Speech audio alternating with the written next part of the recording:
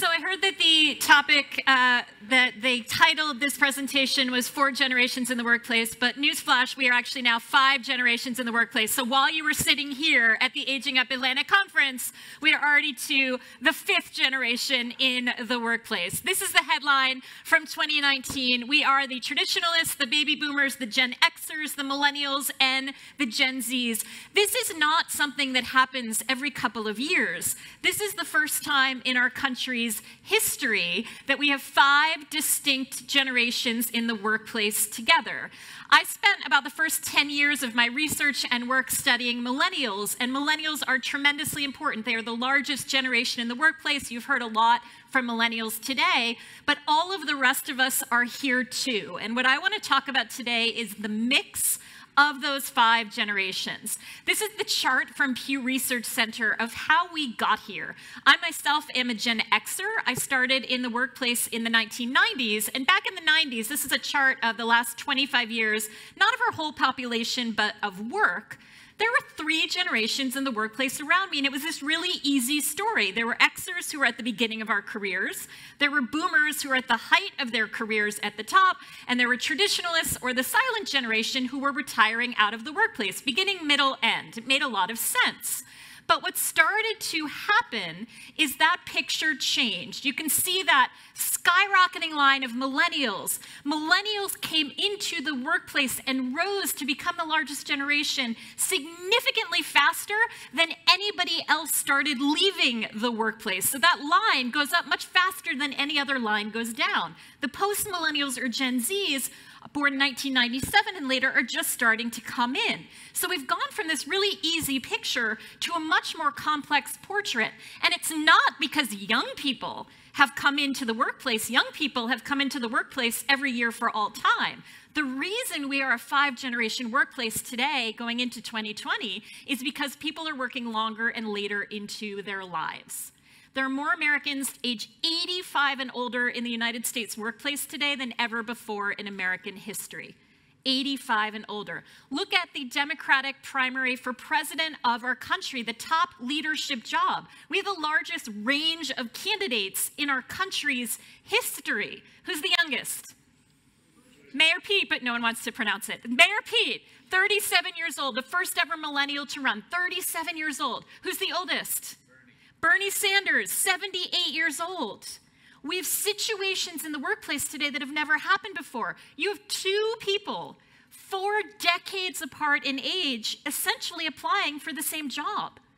We've never had that before. So it's not that the unprecedented nature of the workplace is unsolvable or is terrible. I think it's the greatest opportunity we have. But in order to succeed in this environment, however you approach it, you have to think about all of those generations. Here's another unprecedented fact that we're facing.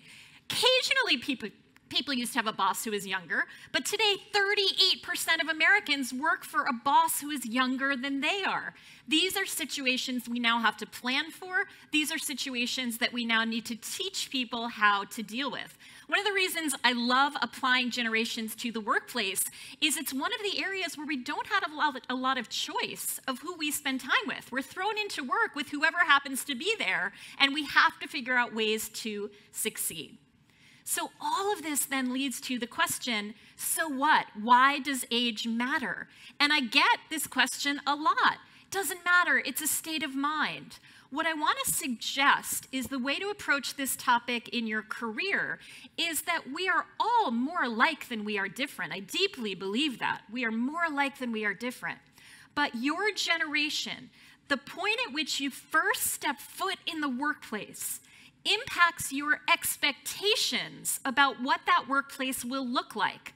Who will you be working with? What technologies will be available to you? How long of a career do you think that you will have? It's not that we are different deep down inside. The issue is what we expect to be the norm in our workplace. I'll give you a technology example. Saying to a Gen Z, a 22-year-old walking into your workplace, "Oh, we don't allow social media here," is like saying to a baby boomer, "We don't have electricity in our office." It is that shocking and unbelievable to walk into that environment. So I want to give you a couple more examples. These are facts, not judgments. We are now a more diverse society and workplace than ever before. This is the year, this is the tipping point in our country, where in public schools, we are now majority non-white students. So any Gen Z coming up in the school system today is going to have an experience that is significantly more racially diverse than any other generation. So if they walk into your company or they see your website and it's not diverse, there is going to be a disconnect there from every other experience they've had. How about a stat like driver's licenses? How many of you, like me, were at the DMV the minute you turned 16? The minute. Why? Why? Why did you want your driver's license so bad? Freedom. See my friends get out of the house. Why has there been a 50% drop in 16-year-olds getting driver's licenses? Uber, Lyft, they can't afford it. What else? I don't have to leave my house to socialize. I don't have to leave my house to see my friends, to flirt, to date. I can play Fortnite. I can go on Instagram. I can FaceTime. I don't need to leave my home. What does that mean? How many of you hire or work with entry-level talent? Anyone 25 and younger? So those young people have literally clocked fewer hours talking to other human beings than any generation in human history. I don't say that as a judgment, I say it as a fact. So when they walk into your work environment and they have trouble interviewing for a job, it is not a sign of intelligence or lack of desire or passion for the work. It's, I have literally spent less time talking to other people than you have. And that is simply the world I was born into. It's not my fault or a choice, it's an expectation change. How about retirement? We've talked a lot about that today. If you are a traditionalist or a baby boomer, about 52% of you had a job with a retirement plan. You could retire at, quote, traditional retirement age. If you are a Gen Xer like me, about 21% chance. If you are a millennial or a Gen Z, there's only about a 14% chance that you have any kind of retirement savings. Don't say the word retirement to a millennial or a Gen Z.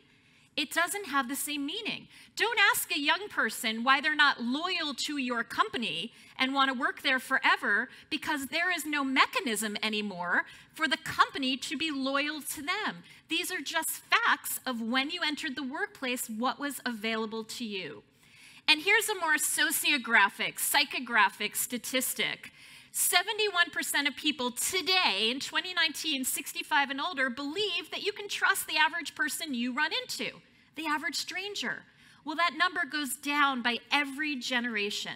So if you are a Gen Xer, you're about 50-50 on whether you trust the average person. If you're a millennial or a Gen Z, you're only about 40% likely to trust a person that you meet. This impacts job interviewing. This impacts manager-managed relationships. I had a guy who owned a summer camp, and he said to me, I feel like these teenagers walk in to come and apply for jobs, and they just don't trust me. They don't think I have their best interests at heart. What am I doing wrong? And the answer was, you're probably not doing anything wrong, but that's now the baseline level of trust between people. So all of these statistics add up to say that we can no longer agree on what, quote, common sense is. I love this quotation. It's very helpful in your personal life as well, that common sense is not so common. We're all human beings, but what we expect the world to be like, what we expect our relationships and our work to be like, really depends on what we have grown up with. So what do we do about it? I wrote a book about it. It's called The Remix. The Remix is my attempt to come up with solutions for bringing together all of these disparate experiences.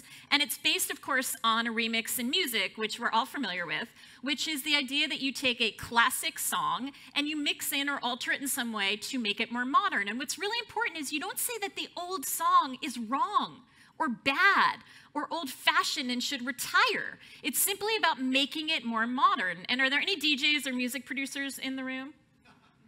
The CEO of Goldman Sachs is a DJ, so it's not a crazy question to ask at a conference, right? Okay, so I interviewed a bunch of DJs and music producers when I picked this title because I didn't want to use it and not know what I was talking about. And one DJ said to me that she has a little trick of DJing. If you're at a party or a wedding or a bar mitzvah and the dance floor is empty, she said the trick is to play a remix. Because the older people at the party recognize the classic and say, I know that song, and they come and dance. And the younger people recognize the remix, and they say, I know that song, and they come and dance. So the solution to a 5-generation workplace is not either or, we do it the millennial way or we do it the boomer way. It's always about and. How do we bring everybody together? So here are 3 examples of remixes. The first is who we recruit. Another stat that has changed over time is that teenagers rarely work for pay in the summer anymore. Most kids are doing more educational programs or trying to get to college because more young people go to college. This has been a real challenge for the lifeguarding industry because they don't have enough teenagers applying for positions. So one pool and beach club in Galveston, Texas said, look, who made a law that you have to be a teenager to be a lifeguard? We've been doing it for generations, but maybe there's another way. And they looked around and said, who really comes and swims here every day? It's the people over 50 who want a low-impact exercise that doesn't hurt their knees. And so they started putting up posters saying, do you want to turn your passion into a career? Lo and behold, their entire lifeguarding staff became people over 55, including the #1 ranked most popular lifeguard, who is 83 years old, and is beloved at the pool for lifeguarding. If you can do the job and you can learn how to do it, why can't we change our definitions of who can fill what positions? The head of the pool in Galveston also said, given the earlier stat that I shared with you, that the side benefit of having retired lifeguards is that they can drive themselves to work. Remix number 2, where do we have the biggest challenges when it comes to 5-generation workplaces? It's how we communicate with each other, because it's no longer just about what we say to each other, it's about what devices we choose to use. 81% of people say the biggest challenge of this mix is how do we talk to each other. The simple remix here is to not look for the one way that everybody wants to communicate. There isn't one. It depends on your personality. It depends on the work that you do. It depends on your personal preferences. So the solution here is to simply get in the habit of asking everyone you work with, how do you like to communicate? What's the best way to get in touch with you? What's your preference on devices or formality? May I text you or not? Is it okay to DM you on Instagram? What are your preferences? Michael Watkins of Harvard Business School calls this the style conversation. So if you have a boss that you are having trouble communicating with, try asking, what's the best way to communicate with you? Any pet peeves I should know about? And if you are a manager of other people, it's an act of generosity to say, here's how to do work with me. I met a small business owner who said at his company, everybody has a personal user manual. And when you start to work with them, they say, here, these are my preferences. This is how we can do business together. Simple solution for a complex situation. And finally, the third remix I'd like to share with you is around mentoring. And mentoring is such an example of a classic practice that should never go out of style. There is nothing old-fashioned or outdated about mentoring.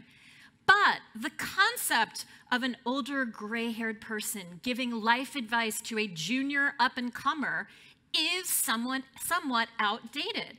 In a 5-generation workplace and also a 5-generation marketplace of customers, you have to be connected to all generations. Mentoring needs to go in both directions now. The concept is called reverse mentoring or co-mentoring.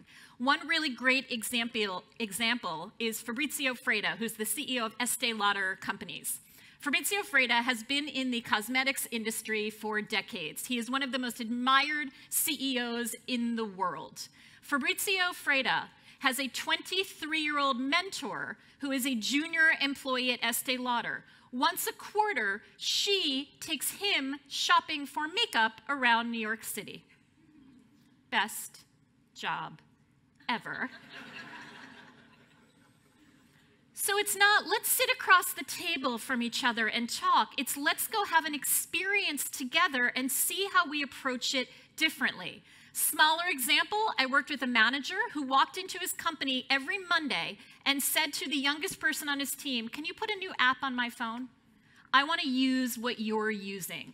Where can you fill your thinking and your experience with the perspectives of other generations? This is a group with the Atlantic. I know that you're all overachievers and very intellectual. So the leveling up of this co-mentoring is to think of yourself as having a multi-generational board of advisors. What if you had a person from each generation who was advising you on how to look at the world and how to think about your job and your career? Couple of homework assignments for you. I know that's been popular this morning. Number one, next time you form a committee, a team, a volunteer activity, make sure that you have every one of the 5 generations represented. So often as a consultant, I walk into a company and they say, can you tell us what our millennials are thinking? And I always respond, did you ask them?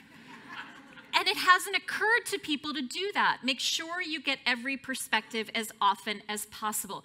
By the way, you're all experts on this. You've all done this before because every family is multi-generational. We know how to do this. We have to apply it to work. Number 2, make no assumptions.